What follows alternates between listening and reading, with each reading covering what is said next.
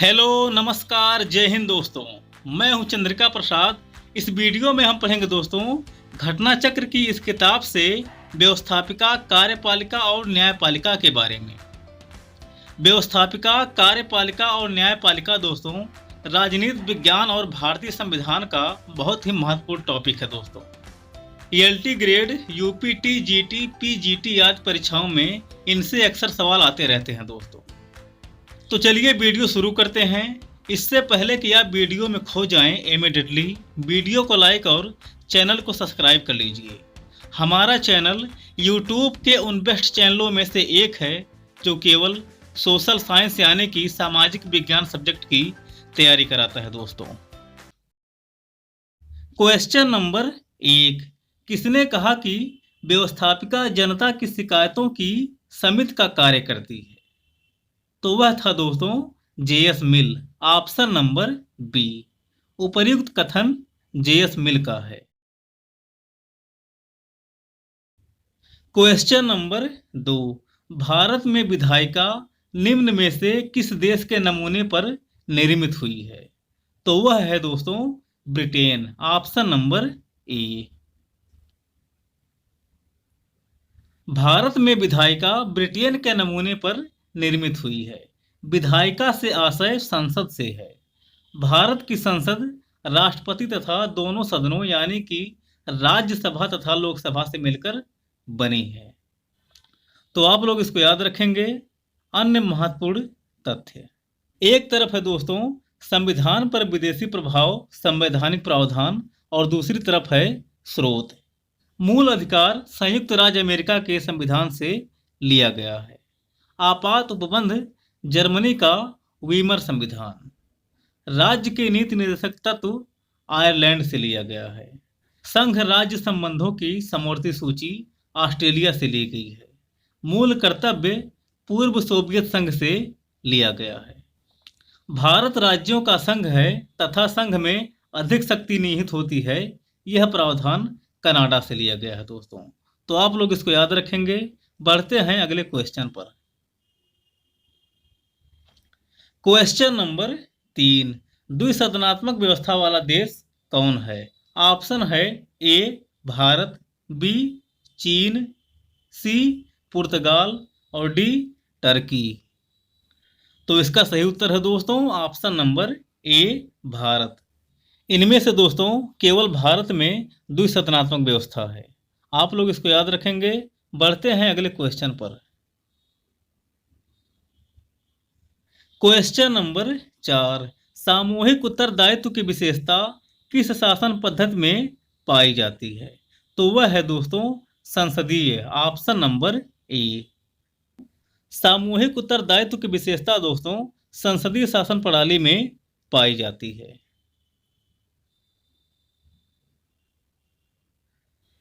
Question number 5, कानून का सर्वमान्य स्रोत क्या है? तो वह है दोस्तों विधानमंडल। Option number D. Question number 6, आधुनिक समय में अनेक कारणों में व्यवस्थापिका की तुलना में कार्यपालिका को अधिक महत्व प्राप्त हुआ है। निम्नलिखित में से सही कारणों का चयन कीजिए। पहला है कल्याणकारी राज्य की अवधारणा। दूसरा है प्रदत्त विधान की अवधारणा। तीसरा है शासन के क्षेत्र में विशिष्ट ज्ञान की अवधारणा। और चौथा है प्रशासन की बढ़ती जटिलताएं। तो इसका सही उत्तर है दोस्तों ऑप्शन नंबर सी। 2, 3 और 4 यानी कि प्रदत्त विधान की अवधारणा, शासन के क्षेत्र में विशिष्ट ज्ञान की अवधारणा और प्रशासन की बढ़ती जटिलताएं आदि के कारण व्यवस्थापिका की तुलना में कार्यपालिका का महत्व आजकल बढ़ गया है।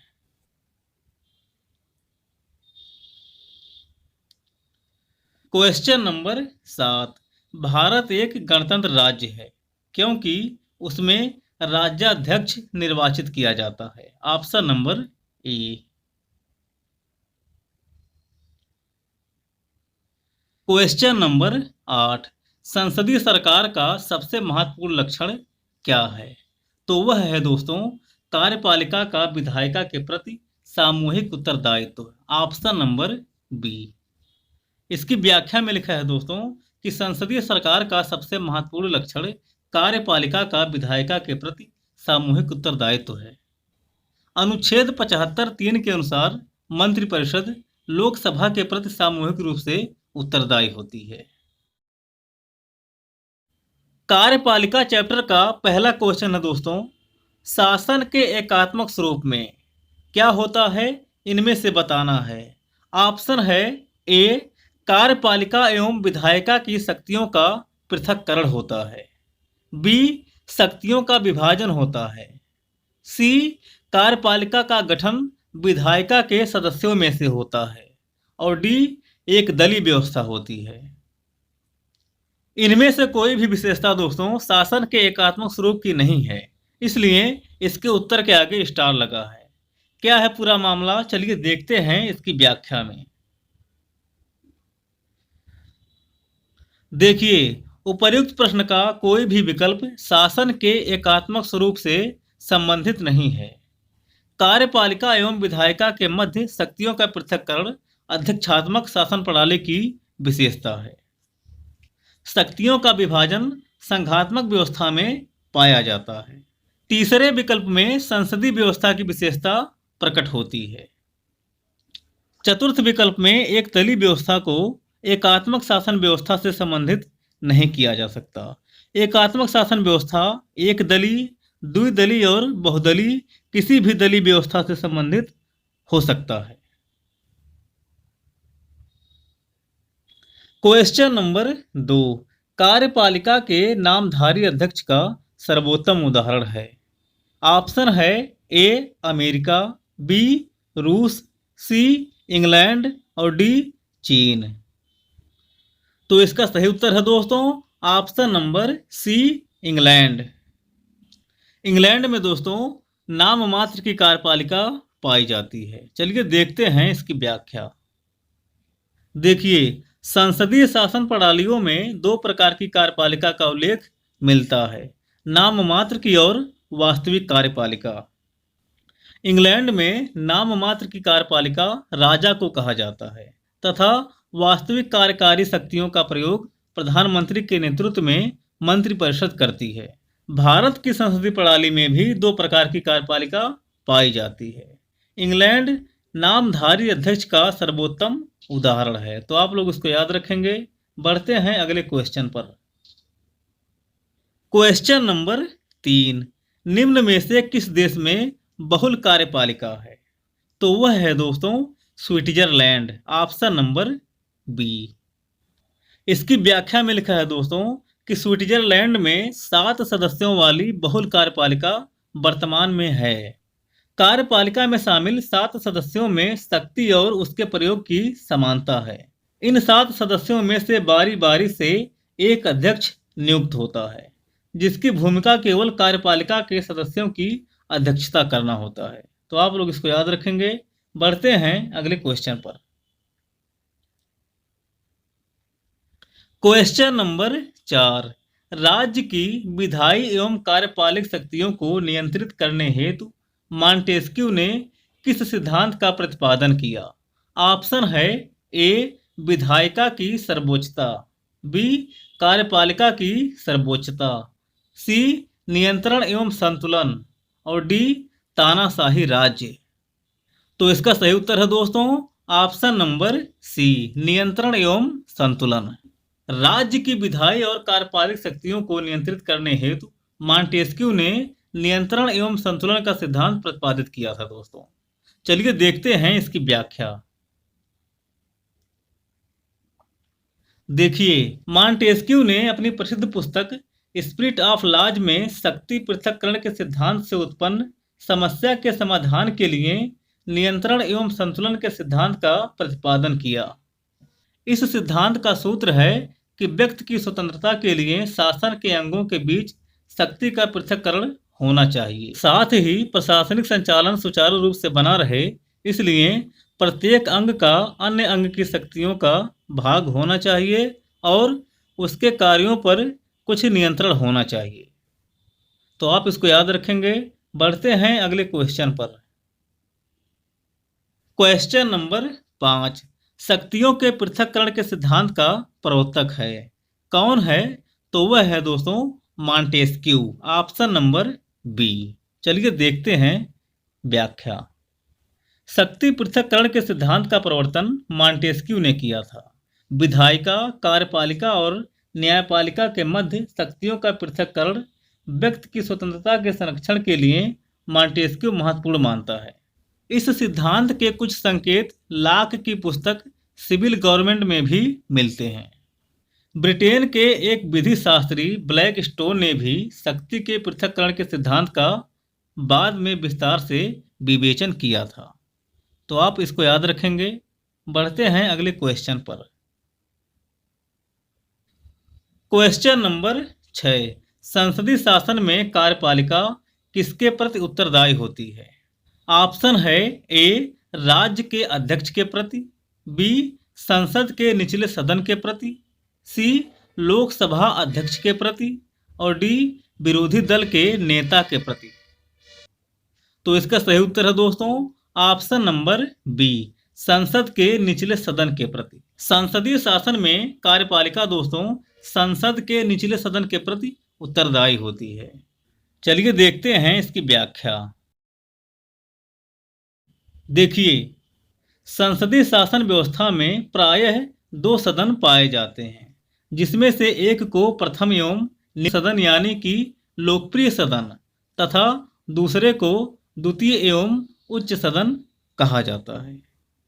संसदीय शासन व्यवस्था में 2 सदन होते हैं, जिन्हें उच्च सदन और निम्न सदन कहा जाता है। भारत और ब्रिटेन में इन दोनों सदनों को क्रमशः राज्यसभा और लोकसभा तथा हाउस ऑफ लॉर्ड्स और हाउस ऑफ कॉमन्स कहा जाता है। कार्यपालिका संसद के निचले सदन के प्रति उत्तरदायी है। भारतीय संविधान के अनुच्छेद 75(3) के अनुसार मंत्रिपरिषद अर्थात कार्यपालिका सामूहिक रूप से लोकसभा के प्रति उत्तरदायी होती है। तो आप लोग इसको याद रखेंगे। संसदीय शासन में कार्यपालिका संसद के निचले सदन के प्रति उत्तरदायी होती है।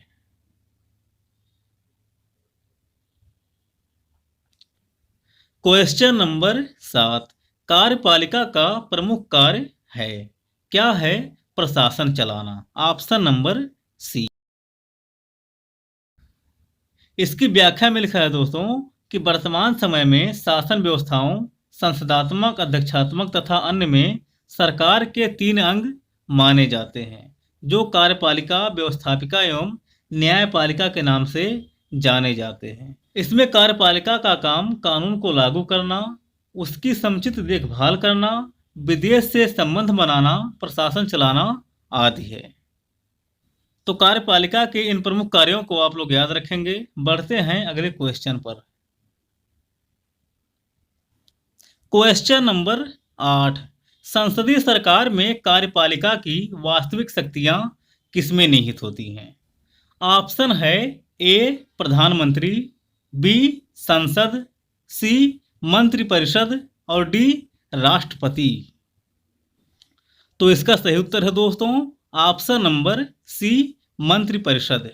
संसदीय सरकार में कार्यपालिका की वास्तविक शक्तियां मंत्रिपरिषद में निहित होती हैं। चलिए देखते हैं इसकी व्याख्या। देखिए, संसदीय सरकार में कार्यपालिका की वास्तविक शक्तियां प्रधानमंत्री की अध्यक्षता वाली मंत्रिपरिषद के पास होती है। भारतीय संविधान के अनुच्छेद 74 में उल्लिखित है कि राष्ट्रपति को सहायता एवं सलाह देने के लिए एक मंत्रिपरिषद होगी, जिसका प्रधान प्रधानमंत्री होगा। प्रधानमंत्री के चयन तथा नियुक्ति के संबंध में संविधान के अनुच्छेद 75 में उल्लेख है। तो आप लोग इसको याद रखेंगे। बढ़ते हैं अगले क्वेश्चन पर।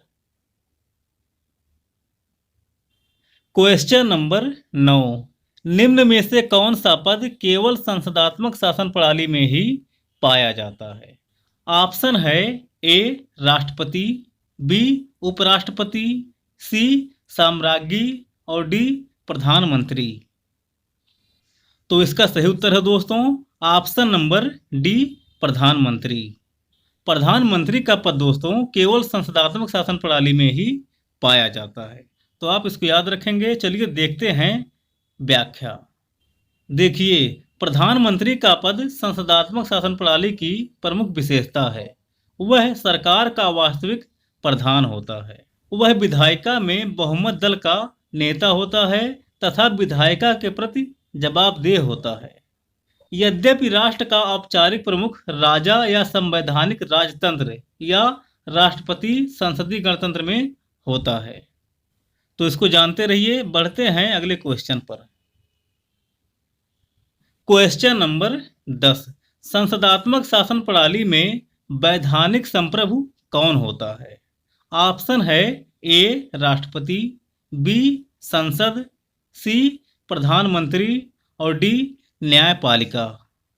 तो इसका सही उत्तर है दोस्तों ऑप्शन नंबर बी संसद। संसदात्मक शासन प्रणाली में दोस्तों संसद वैधानिक संप्रभु होता है। चलिए देखते हैं इसकी व्याख्या। संसदात्मक शासन प्रणाली में वैधानिक संप्रभु संसद होती है। इसका बेहतरीन उदाहरण ब्रिटेन है। ब्रिटेन की संसद की शक्तियों पर कम से कम सिद्धांत रूप में कोई नहीं है, क्योंकि वहां पर कोई लिखित संविधान नहीं है।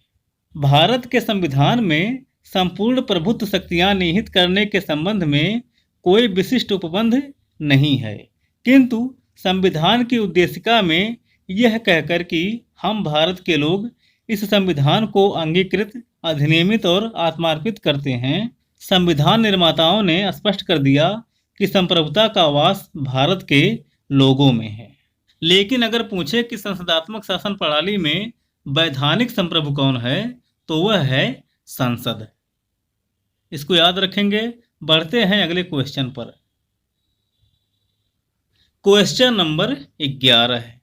शून्य आधार यानी कि जीरो बेस बजट की प्रक्रिया को कब से लोकप्रियता प्राप्त हुई?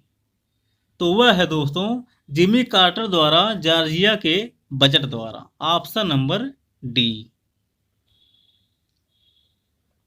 शून्य आधार बजट की प्रक्रिया 1973 में जॉर्जिया के गवर्नर जिमी कार्टर ने पीटर पीहर की सहायता से शून्य आधार बजट आरंभ किया था। तो आप इसको याद रखेंगे।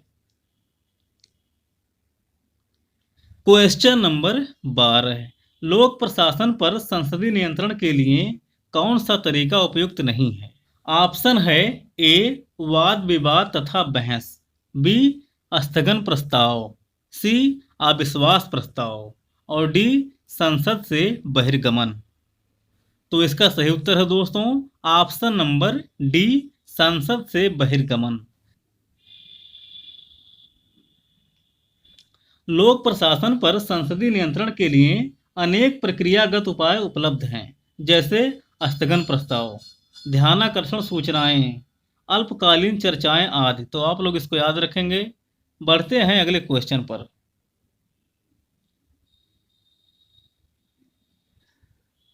क्वेश्चन नंबर 13 है। सत्ता का विलय एक विशेषता है।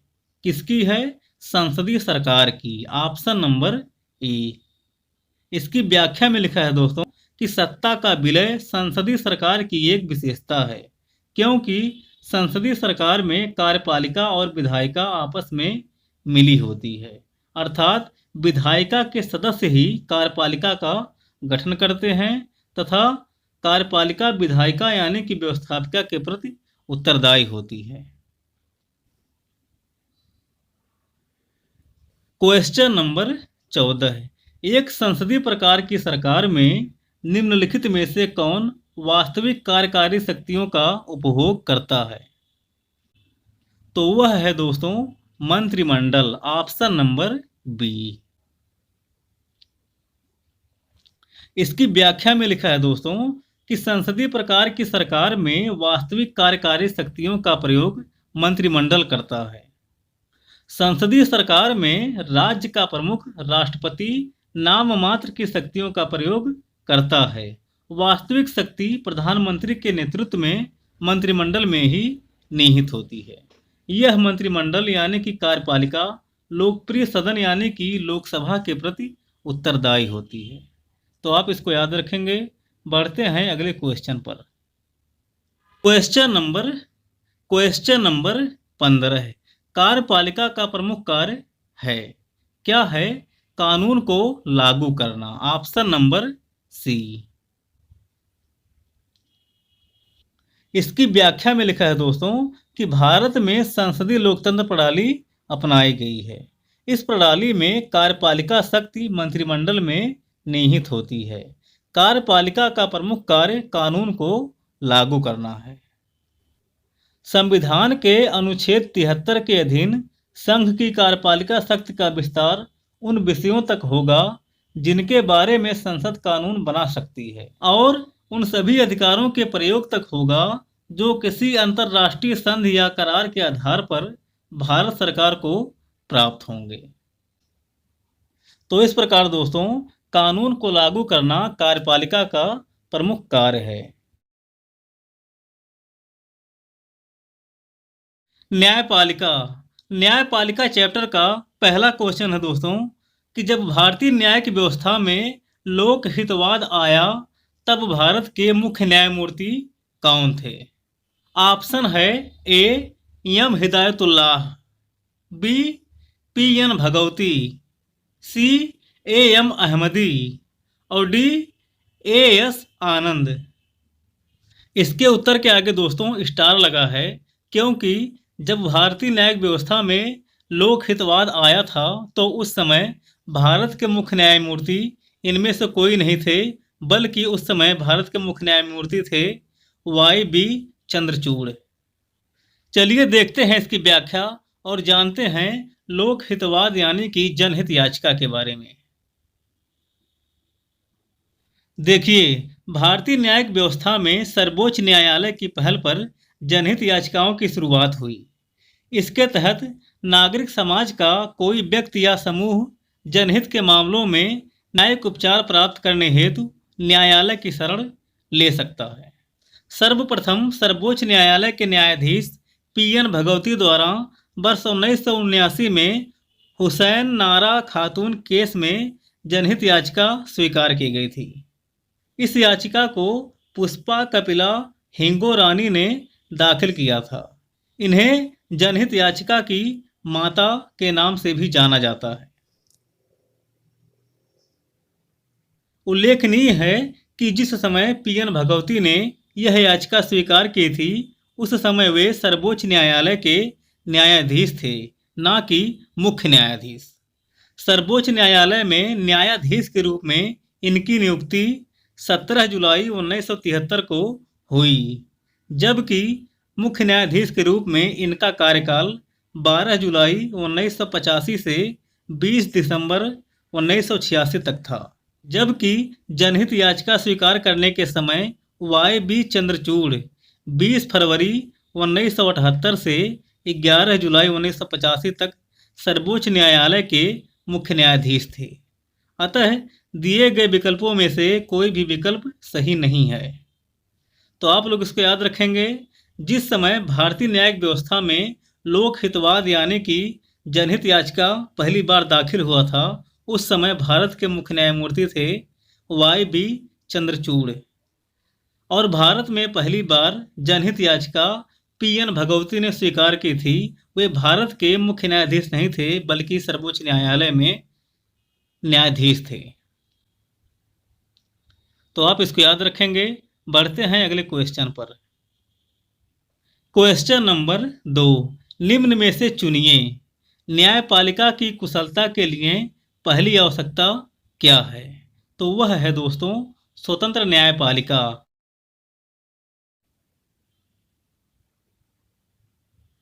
क्वेश्चन नंबर 3, भारतीय न्याय प्रणाली आधारित है। किस पर आधारित है? तो अमेरिका की प्रणाली पर। Option number B. भारतीय न्याय प्रणाली काफ़ी हद तक अमेरिकी न्याय प्रणाली से प्रभावित है। भारत में न्यायपालिका की स्वतंत्रता, न्यायिक पुनर्विलोकन की व्यवस्था तथा सर्वोच्च न्यायालय के न्यायाधीशों को पद से हटाए जाने की व्यवस्था अमेरिकी न्यायिक प्रणाली से ली गई है। तो आप इसको याद रखेंगे। क्वेश्चन नंबर 4, न्याय पंचायत कार्य करती है। कहाँ कार्य करती है? कुछ राज्यों में और कुछ केंद्र शासित क्षेत्रों में। Option number D. भारत में न्याय पंचायत दोस्तों सभी राज्यों और सभी केंद्र शासित प्रदेशों में लागू नहीं है। यह केवल कुछ राज्यों और कुछ केंद्र शासित क्षेत्रों में ही लागू है।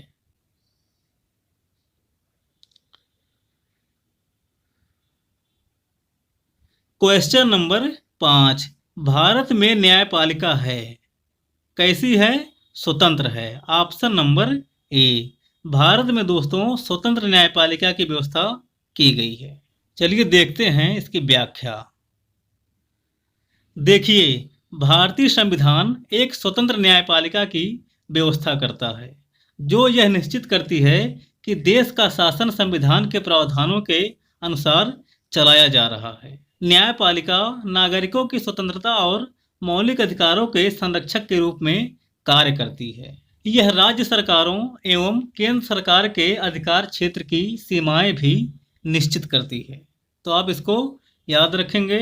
अन्य महत्वपूर्ण तथ्य, इसमें पहला है दोस्तों कि अनुच्छेद 124 में उच्चतम न्यायालय की स्थापना और गठन संबंधी प्रावधान दिए गए हैं। तो आप भी इसको याद रखेंगे। अनुच्छेद 124 उच्चतम न्यायालय का गठन। दूसरा पॉइंट है दोस्तों कि कार्यकारी मुख्य न्यायमूर्ति की नियुक्ति का उल्लेख अनुच्छेद 126 में दिया गया है। तीसरा पॉइंट है दोस्तों कि उच्चतम न्यायालय का अभिलेख न्यायालय होना अनुच्छेद 129 में उल्लिखित है। तो इसको आप लोग याद रखेंगे। बढ़ते हैं अगले क्वेश्चन पर। Question number 6। संघीय व्यवस्था में किस संस्था को संविधान का संतुलन चक्र माना जाता है? ऑप्शन है ए विधायिका, बी मंत्रिमंडल, सी न्यायपालिका और डी प्रेस। तो इसका सही उत्तर है दोस्तों ऑप्शन नंबर सी न्यायपालिका। न्यायपालिका को दोस्तों संघीय व्यवस्था में संविधान का संतुलन चक्र माना जाता है।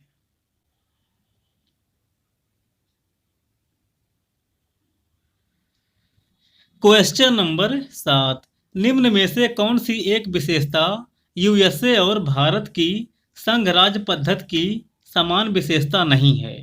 ऑप्शन है ए केंद्र और राज्यों में शक्तियों का वितरण, बी सर्वोच्च न्यायालय का अस्तित्व, सी न्यायिक संगठन के दो समुच्चय और डी लिखित संविधान। तो इसका सही उत्तर है दोस्तों ऑप्शन नंबर सी न्यायिक संगठन के दो समुच्चय। न्यायिक संगठन के दो समुच्चय दोस्तों यूएसए और भारतीय संघीय राज्य पद्धति में समान नहीं है।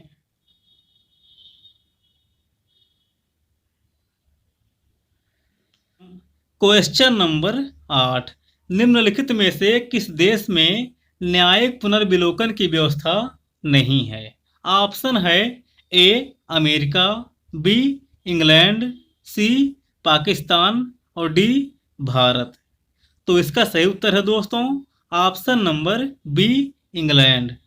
इंग्लैंड में दोस्तों न्यायिक पुनर्विलोकन की व्यवस्था नहीं है, जबकि अमेरिका, पाकिस्तान और भारत में न्यायिक पुनर्विलोकन की व्यवस्था है।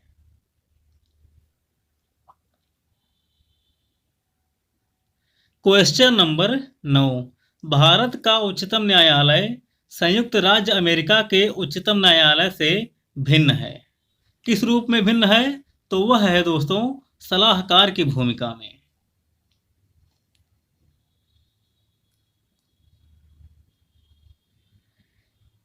Question number 10। सीमाओं के भीतर हम अपने न्यायाधीशों का आदर करते हैं, पर कोई न्यायाधीश अथवा कोई न्यायालय अपने को व्यवस्थापिका का तीसरा सदन नहीं बना सकता। ये विचार किसके हैं? तो ये विचार हैं दोस्तों जवाहरलाल नेहरू के। Option number A.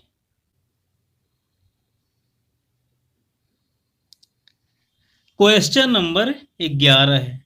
न्यायिक पुनर्समीक्षा का सिद्धांत सर्वप्रथम प्रतिपादित किया गया था। कहाँ प्रतिपादित किया गया था? अमेरिका में। Option number D. न्यायिक पुनर्समीक्षा का सिद्धांत दोस्तों सर्वप्रथम अमेरिका में प्रतिपादित किया गया था। क्वेश्चन नंबर 12 है, न्यायिक पुनरावलोकन का सिद्धांत भारत ने किस देश के संविधान से ग्रहण किया है? तो वह है दोस्तों संयुक्त राज्य अमेरिका, ऑप्शन नंबर बी। न्यायिक पुनरावलोकन का सिद्धांत दोस्तों भारत में संयुक्त राज्य अमेरिका से ग्रहण किया गया है। क्वेश्चन नंबर 13 है, संविधान में न्यायिक पुनरावलोकन का सिद्धांत ग्रहण किया गया है। कहां से ग्रहण किया गया है? तो यूएसए के संविधान से, ऑप्शन नंबर बी।